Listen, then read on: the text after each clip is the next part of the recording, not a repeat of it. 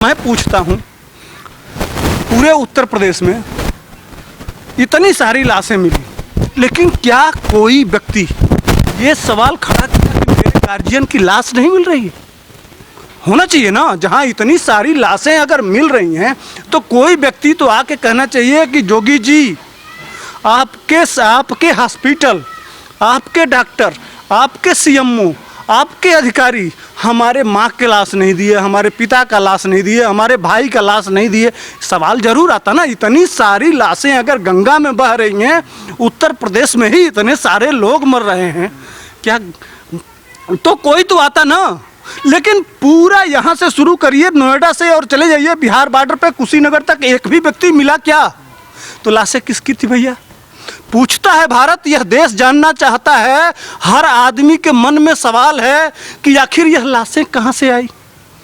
तो जो मीडिया आज तक एनडीटीवी जो भी हैं, जो ये दिखा रहे हैं कि गंगा में इतनी लाशें मिल रही हैं, उनकी नैतिक जिम्मेदारी नहीं बनती है कि बताएं कि लाश किसकी है? ये होना चाहिए कि नहीं?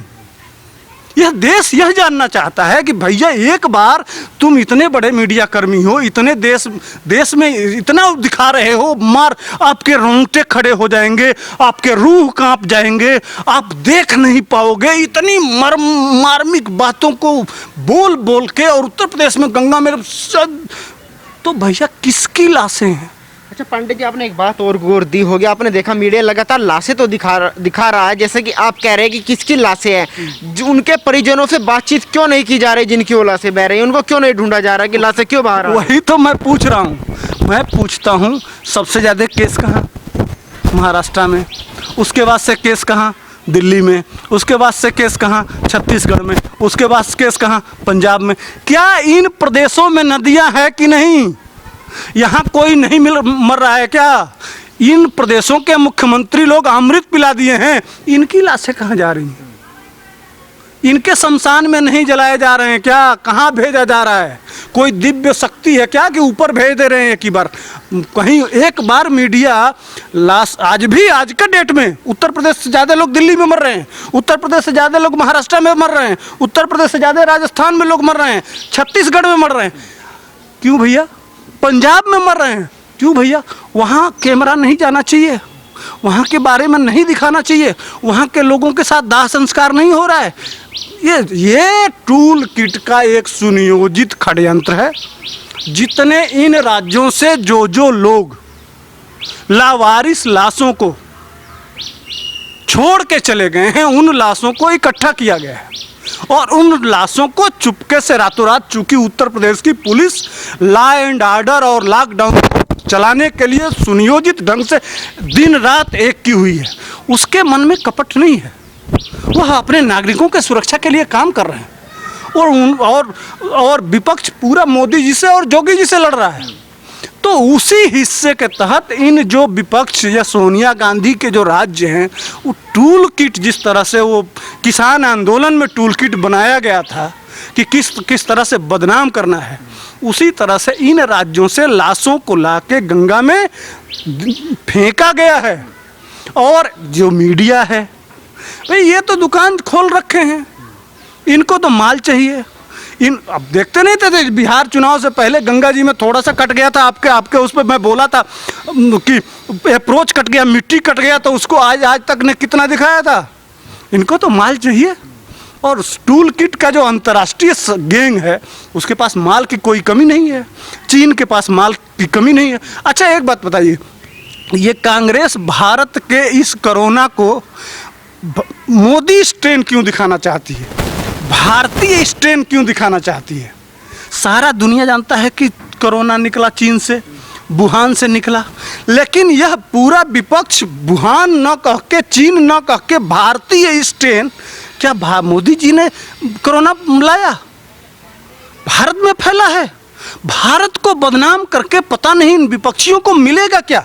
अच्छा, उत्तर प्रदेश को टारगेट क्यों किया जा रहा है? आपको पता होगा कि 2022 में चुनाव भी है, क्या इसीलिए एक प्रोपेगेंडा चलाया जा रहा है कि योगी को बदनाम करना है, लाशें दिखानी है, उस पर राजनीति करनी है? देश के राष्ट्रवादी जानते हैं कि चाय वाले को ये झेल नहीं पा रहे हैं, इसके बाद गाय वाला आएगा तो इनकी फाड़ के रख देगा।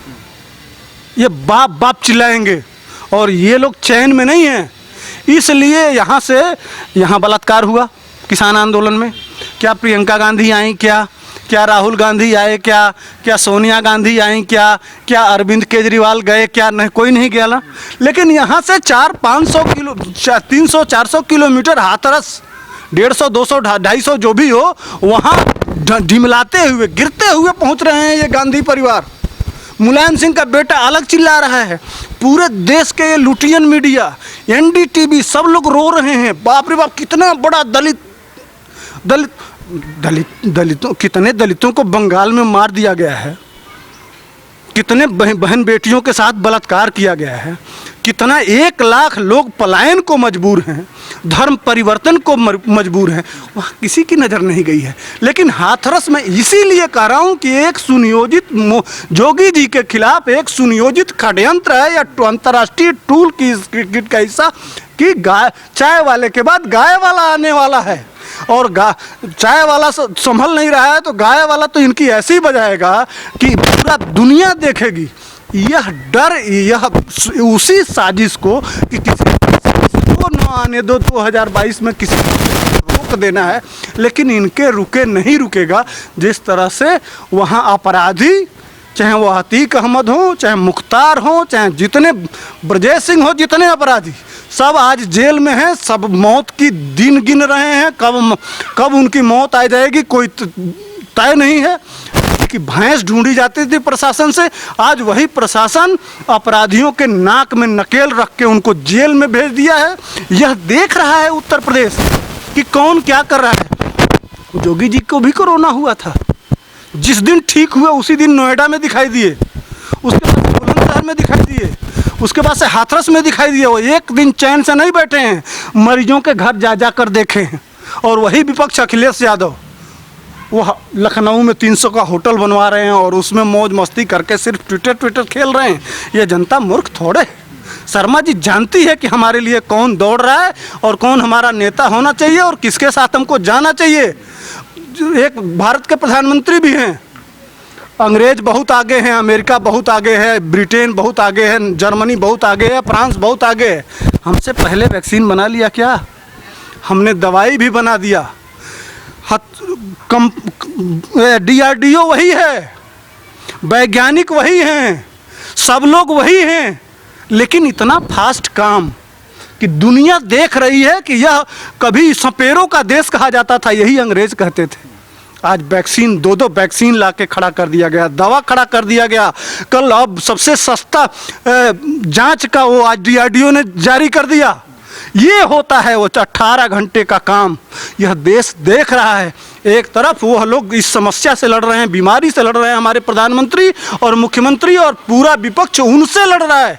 यह पूरा दुनिया देख रहा है। अमेरिका, आज दुनिया, इतना कोरोना काल है, विकट परिस्थिति है देश के सामने, देश की इकोनॉमी गिर जानी चाहिए, लेकिन हमारे इस परिस्थिति में भी हमारे देश का अंतर्राष्ट्रीय मुद्रा कोष बढ़ रहा है। और आज ही अरब में एक अमेरिका के जो विदेश सलाहकार हैं, उन्होंने कहा है कि भारत को रोका नहीं जा सकता, भारत इस विकट परिस्थिति में भी आगे बढ़ रहा है। अगर यही दिक्कत है कि चीन आगे नहीं हुआ होता, 87 में भारत आगे होता, उस पैदान पे जो मोदी जी चल रहे हैं, वह दर्द पूरे दुनिया को दिखाई दे रहा है। इसीलिए यह टूल किट बना के मोदी जी को, जोगी जी को रोक के भारत को कमज़ोर करना है। भारत पीछे बना रहे, चीन आगे जाए, बाकी दुनिया जाए, ताकि हम 26 साल से गरीबी का खेल खेलते रहें। कांग्रेस आज तक यही कहती आई है ना कि हम गरीबी मिटाएंगे। मिटा क्या? तो वो खेल करने के लिए भारत गरीब रहेगा तभी तो। अच्छा, आप जिस तरीके से कह रहे हैं कि योगी आदित्यनाथ जब से ठीक हुए लगातार दौरे कर रहे हैं, आपको क्या लगता है एक तरफ प्रोपेगेंडा चलाया जा रहा है योगी आदित्यनाथ के खिलाफ, एक तरफ वो लगातार हर जिले का दौरा कर रहे हैं, उसके बाद जो कोरोना के केस है वो भी लगातार कम हो रहे हैं। क्या लगता है, क्या 2022 में वापसी होगी या जो वामपंथी द्वारा ये प्रोपेगेंडा चलाया जा रहा है कामयाब होगा? अच्छा, एक बात बताइए, इस देश में 32-33 राज्य हैं, WHO ने किसकी बड़ाई की? क्यों बड़ाई की?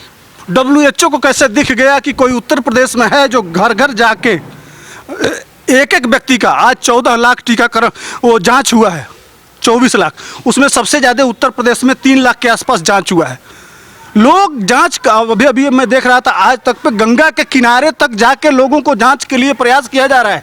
एक एक व्यक्ति को किसी तरह से जांच करके के बीमारी से भगाया जाए। सबसे अच्छा परफॉर्म, आखिर WHO क्या किसी से कोई दुश्मन वो तो है नहीं, लगाव तो है नहीं। मोदी जी भाई, ये टूल किट वाले तुम मीडिया को ले जाके पैसा से खरीद सकते हो, लेकिन WHO को अब जोगी जी खरीदने नहीं जाएंगे।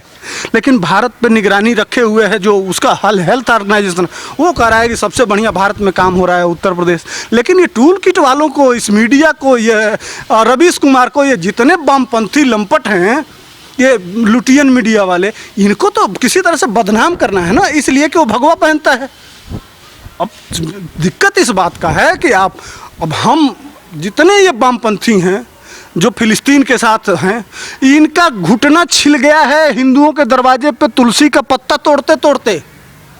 जानते ही नहीं है, इनके बाप दादा तो बताया नहीं। हमारे दादा तो 5 साल पहले बता दिए थे कि पीपल का पेड़ 24 घंटा ऑक्सीजन देता है, तुलसी के पत्ते में 100 कुछ बीमारियों का इलाज होता है। आज काढ़ा पीने के लिए हमारे दरवाजे पे मिलेगा ना। हमारे बाप दादा ने हमको बताया है, हमको सिखाया है कि दूध और हल्दी हमारे औरतों को दिया जाता है जब जच्चा बच्चा होता है। ये सब प्राकृतिक ज्ञान हजारों साल से चला आ रहा है। आज ये देख के ये वामपंथियों के पास कोई जवाब नहीं है। तो और जो राष्ट्रवादी चढ़ जा रहे हैं इनके ऊपर और पूछ रहे हैं सवाल, तो इनके पास जवाब नहीं मिल रहा है। यह डर इनको बार बार घेर। महाराष्ट्र, केरला, छत्तीसगढ़ को क्यों नहीं टारगेट किया जा रहा? वहाँ पे तो कोरोना केस लगातार बढ़े, सबसे ज़्यादा कोरोना केस है, लेकिन वहाँ पर मीडिया का कोई कैमरा नहीं जा रहा। माल जानते ही हैं, वहाँ वो है ना, ये फिल्मी सितारे एक एक हजारों करोड़ के मालिक हैं। यह कमीशन, अरे भाई 1 लाख कितना देखे हैं ना, 100 करोड़ रुपया वसूलो किससे? वहाँ के गृह मंत्री। तो ये पैसा किस लिए वसूला जा रहा था?